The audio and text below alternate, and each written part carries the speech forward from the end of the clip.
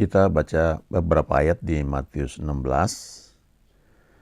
Satu ketika ya Yesus bertanya kepada murid-muridnya, ya. Kita bacakan di ayat 13 ini. Setelah Yesus tiba di daerah Kaisarea Filipi, ia bertanya kepada murid-muridnya, "Kata orang, siapakah anak manusia itu?" Jawab mereka, "Ada yang mengatakan Yohanes Pembaptis, ada juga yang mengatakan Elia, dan ada pula yang mengatakan Yeremia atau salah seorang dari para nabi." Nah, ini kita belajar di sini ya, bahwa pendapat seseorang ya tentang Tuhan itu bisa berbeda-beda ya, tergantung sejauh mana mereka kenal Tuhan. Jadi kita lihat di sini ya, Yesus bertanya ya, menurut orang-orang tuh, aku ini siapa? Tapi yang menarik adalah dia lanjutkan di ayat 15. Lalu Yesus bertanya kepada mereka, "Tetapi apa katamu? Siapakah aku ini?" Nah, ini yang jauh lebih penting ya. Secara pribadi kita kenal Tuhan itu sejauh mana? Maka jawab Simon Petrus, "Engkau adalah Mesias, Anak Allah yang hidup." Dari mana Simon bisa berkata seperti itu? Ya, jawabannya di ayat 17 ya. Kata Yesus kepadanya, "Berbahagialah engkau Simon bin Yunus, sebab bukan manusia yang menyatakan itu kepadamu, melainkan Bapa-Ku yang di surga." Tapi tentunya hal ini bisa terjadi juga karena memang Simon itu ada bersama-sama dengan Yesus. Ya, jadi dia makin kenal siapa Yesus ini, ya, siapa yang disebut anak manusia ini. Sementara orang lain mengatakan, ada yang bilang itu Yohanes Pembaptis, ada yang bilang itu Elia atau seorang nabi yang lain ya. Itu pendapat orang ya, bisa berbeda-beda antara satu dengan yang lain.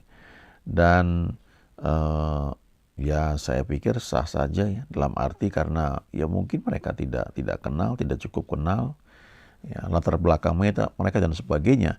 Tetapi yang jauh lebih penting adalah ketika Yesus bertanya kepada murid-muridnya, ya, termasuk kepada kita, "Menurut kamu aku ini siapa?" Nah, sejauh mana kita kenal Tuhan kita? Nah, Simon berkata, "Engkau adalah Mesias, Anak Allah yang hidup." Dan itu karena Bapa di surga yang menyatakannya. Ya, saya percaya lewat pekerjaan Roh Kudus ya. Hal yang sama juga buat kita, ya demikian. Lalu kita baca lagi ayat berikutnya, ayat 18.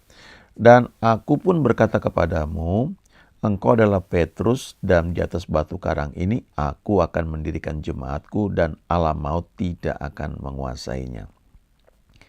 Kepadamu akan kuberikan kunci kerajaan surga. Apa yang kau ikat di dunia ini akan terikat di surga, dan apa yang kau lepaskan di dunia ini akan terlepas di surga." Nah, kalau kita ke Israel ya, nanti ada satu tempat di mana di tepi danau ya, Galilea itu ada patung ini, patung Petrus ya, cukup gede sekali. Dan di situ patung Petrus itu dia sedang memegang kunci ya. Nah, itu yang dari ayat ini ya diambil. Aku memberikan kepadamu kunci kerajaan surga. Ya. Apa yang kau ikat di dunia ini akan terikat di surga. Apa yang kau lepaskan di dunia ini akan terlepas di surga. Dari situ banyak yang menafsirkan bahwa Simon inilah yang nanti yang jadi penjaga pintu surga ya, karena dia yang pegang kunci kerajaan surga. Nah, dalam bahasa aslinya ya, dalam bahasa Inggris kalau kita lihat misalnya ya, itu sebenarnya terjemahannya, "Kepadamu akan kuberikan kunci-kunci kerajaan surga." Ada banyak hamba Tuhan yang bagikan ayat ini, tapi salah satu yang bagikan itu menarik ya. Dia bilang bahwa di atas pengakuan Petrus ini ya, bahwa Yesus adalah Mesias, Anak Allah yang hidup, di situ Tuhan mendirikan jemaatnya. Di atas pengakuan itu ya, jemaat yang kuat dan jemaat yang alam maut tidak akan menguasainya. Tapi yang menarik adalah kita baca ayat berikutnya ya. Sejak waktu itu Yesus mulai menyatakan kepada murid-muridnya bahwa ia harus pergi ke Yerusalem dan menanggung banyak penderitaan dari pihak tua-tua, imam-imam kepala, dan ahli-ahli Taurat, lalu dibunuh dan dibangkitkan pada hari ketiga. Perhatikan ayat 22. Tetapi Petrus menarik Yesus ke samping dan menegur dia, katanya, Tuhan, kiranya Allah menjauhkan hal itu. Hal itu sekali-kali takkan menimpa engkau. Lalu ayat 23. Maka Yesus berpaling dan berkata kepada Petrus, enyahlah iblis. Engkau suatu batu sandungan bagiku sebab engkau bukan memikirkan apa yang dipikirkan Allah, melainkan apa yang dipikirkan manusia. Ini kisah ini di Injil Markus juga ada ya. Nah, menariknya adalah ketika Yesus bertanya kepada murid-muridnya, menurut kalian aku ini siapa? Lalu Simon itu menjawab dengan spontan, engkau adalah Mesias, anak Allah yang hidupnya. Tapi setelah itu, ketika Yesus berkata bahwa anak manusia akan menderita, ya. Lalu Simon kasih jawaban, itu nggak akan menimpa engkau, ya. Engkau akan dilindungi. Dan yang sebelumnya Yesus bilang, berbahagialah engkau Simon bin Yunus, karena bukan manusia yang menyatakan itu, tetapi Bapakku yang di surga, ya. Lalu kan ini kan kalau kita baca kisahnya ini kan berlanjut dengan cepat ya. Hanya dalam selang waktu mungkin berapa menit, Yesus langsung bilang, enyahlah iblis ya. Engkau satu batu sandungan bagiku ya. Lalu dikatakan, sebab engkau bukan memikirkan apa yang dipikirkan Allah, melainkan apa yang dipikirkan manusia. Jadi ternyata ya, orang yang dekat dengan Yesus pada masa itu pun ya, Simon itu bisa mendapatkan pewahyuan dari Bapa di surga bahwa Yesus ini adalah Mesias, anak Allah yang hidup. Tetapi dalam selang waktu beberapa menit itu dia cara berpikirnya dipengaruhi oleh masukan dari iblis ya. Karena Yesus kan bilang di sini, enyahlah iblis ya. Dia berkata kepada Petrus, tapi dia bilang, enyahlah iblis. Artinya, iblis ini berusaha masuk mempengaruhi Yesus lewat perkataan Simon. Kalau sebelumnya Simon itu menyampaikan sesuatu yang dia dapat dari Bapa di surga, tapi dalam selang beberapa menit ternyata dia menyampaikan pesan yang ditaruh dalam pikirannya oleh iblis. Jadi Yesus ini memang berpaling ya, menegur Petrus, tapi sebenarnya dia tidak hanya bilang, Petrus, kamu ini pikiran kamu dipengaruhi oleh iblis, tapi dia langsung tahu ini yang mesti ditengking ini iblis yang masuk lewat Simon ya untuk menghambat tugas yang dipercayakan oleh Allah Bapa itu kepada Yesus. Ya. Nah, kita belajar di sini bahwa ternyata ini kan konteksnya Yesus waktu itu kan belum naik ke surga ya, belum mati, belum dibangkitkan, dan belum naik ke surga, dan Roh Kudus belum dicurahkan dengan bebas ya, dengan banyak sekali semua orang menerimanya seperti zaman sekarang ya. Tapi segitu pun ya, pada masa itu yang Simon ini kan istilahnya ring satu ya, orang yang dekat dengan Yesus, yang selalu bersama-sama dengan Yesus, dia pun bisa dalam sekejap itu yang tadinya mendapatkan pewahyuan dari Bapa di surga, lalu beberapa menit kemudian dapat ide dari iblis ya. Walaupun suatu itu katanya baik ya. Nah, kenapa bisa begitu ya? Karena dikatakan di sini dibilang, engkau bukan memikirkan apa yang dipikirkan Allah, melainkan apa yang dipikirkan manusia.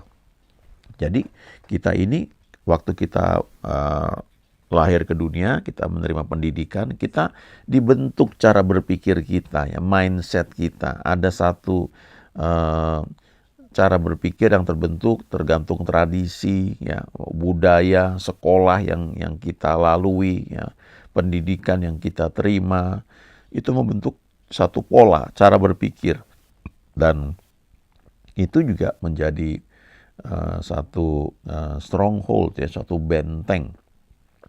Ada hamba Tuhan yang cerita begini, ya, ketika seorang dilayani pelepasan atau seseorang yang mungkin sekian tahun itu tidak mengenal Tuhan, tapi waktu dia mengenal Tuhan,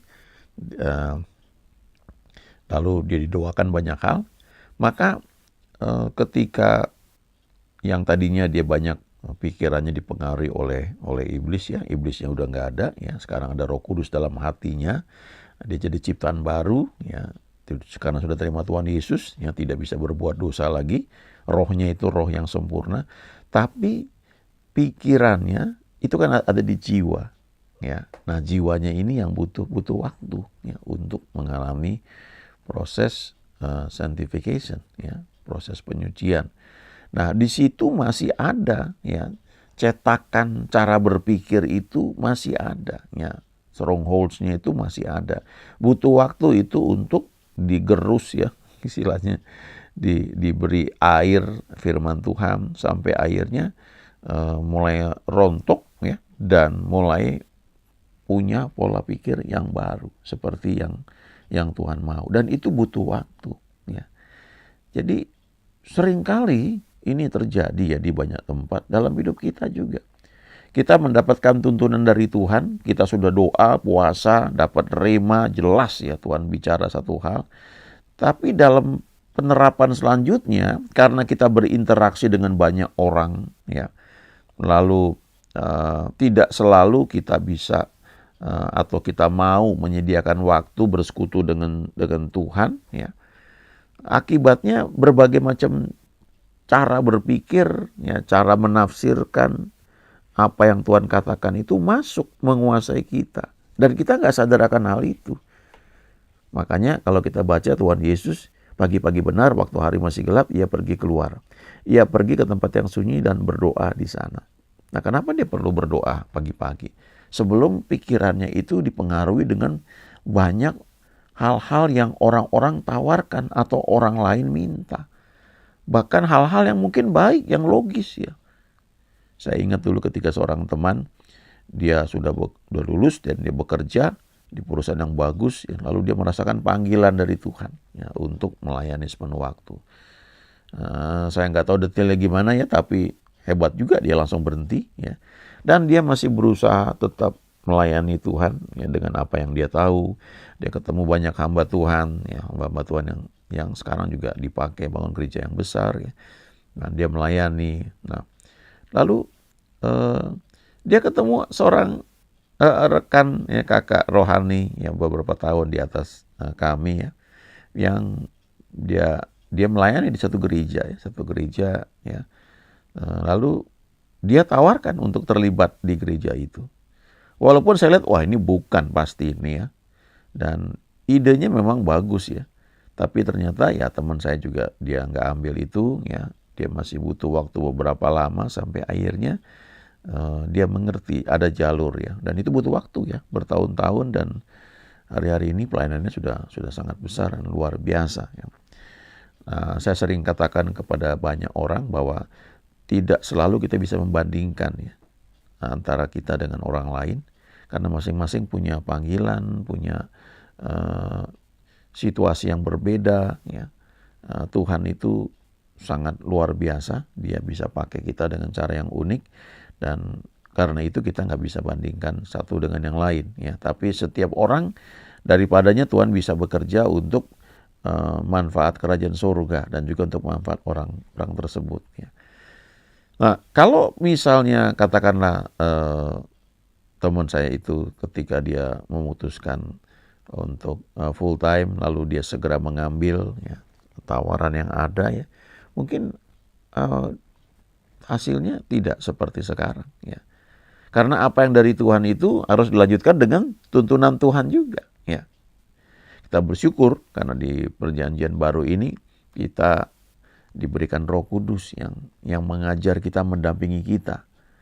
Ya, di Yohanes 16 ayat 12-13 dikatakan, masih banyak hal yang harus kukatakan kepadamu, tetapi sekarang kamu belum dapat menanggungnya.